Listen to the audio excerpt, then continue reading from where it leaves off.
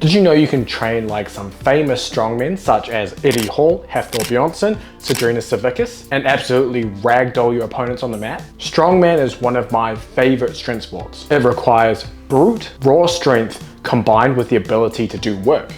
Very similar to wrestling, however, wrestling obviously has a high speed component on top of it. But I digress. We know in the research in competitive wrestlers that elite wrestlers are generally stronger and more powerful than sub-elite and amateur wrestlers. As always, there are caveats to this where elite wrestlers are typically wrestlers that have been doing the sport longer than their lesser skilled counterparts. But that's not always the case. Research on elite junior Turkish wrestlers compared measurements between those who were selected for the national team, for the world championships, and those who were not. While they didn't measure traditional dynamic lifting, so think squats, bench press, deadlifts, they measured isometric grip strength, isometric back strength, and isometric leg strength. And they found that the selected group of wrestlers, which were the national team wrestlers, had 10% greater grip strength, 12% greater isometric back strength, and 7% greater isometric leg strength compared to those who weren't selected for the national team. Adding to this, a 2011 study looked at elite versus amateur wrestlers and looked to use physical factors to try and predict wrestling performance. They found that elite wrestlers have more fat-free mass.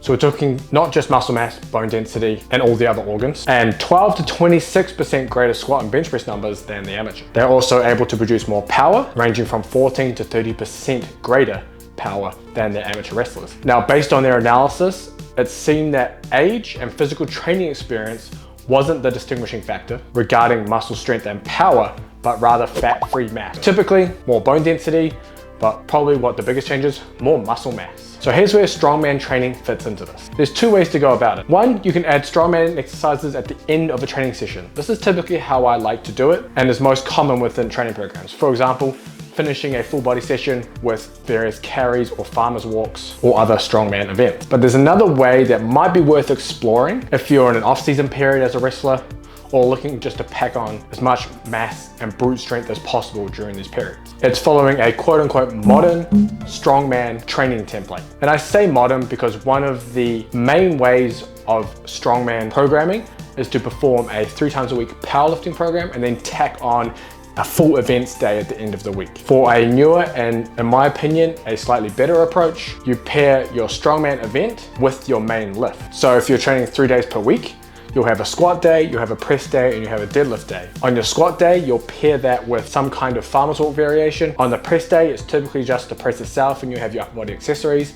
And then on your deadlift day, you'll pair that with some kind of front-loaded carry variation. So for example, let's say day 1, you'll start with your jumps, you'll go into your main squat sets, and then you're going to go into your farmer's walk variation. It could be a suitcase carry, it could be a farmer's walk, whatever awkward implement you have to carry. And if we're looking at sets and reps, 2 to 5 sets of 20 to 40 meters. You can even do these in a medley style circuit, which I'll cover at the end as well. This means that because the carry is further up in your session, it's higher priority, you can hit it harder, and that is becoming one of your main exercises for developing strength and size. If you have energy afterwards, you can do some bodyweight movement to add some extra volume, touch on other areas as accessories.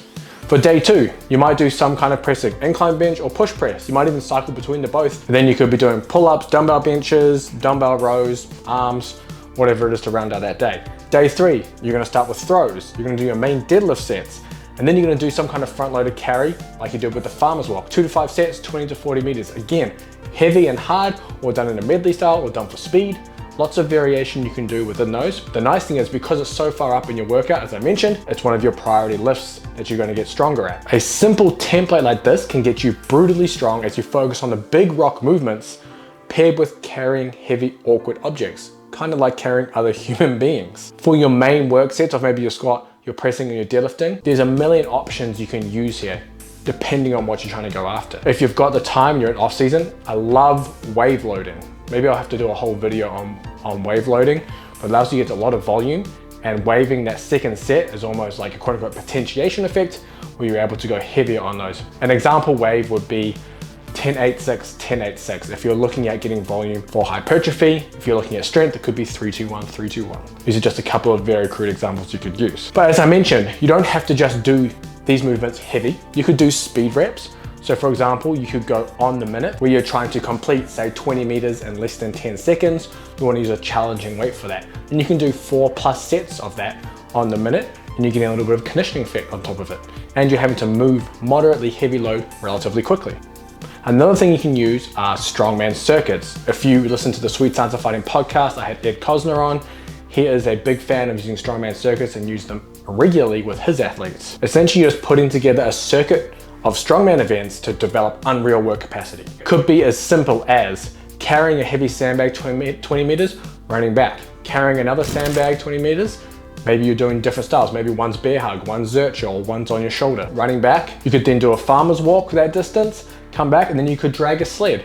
You can put anything together and it's going to give you powerful conditioning stimulus and give you some variability within your training. What I really like about it is that it's conditioning with resistance. And in my opinion, will have a greater carryover to your wrestling work capacity than just hitting the roads. And this is because the added resistance may target more peripheral adaptations, which we've talked a lot about on the channel, on the podcast, potentially improving your ability to push and also to recover between the high intensity efforts. It's not to say you're only doing strongman circuits, but especially in an off-season period, it's a great way to add something in there with some variety, but it's also going to have carryover effects to your strength and power development. So that would be how I would take a strongman program and bring it into a sport like wrestling. Am I saying just go do pure strongman training for wrestling?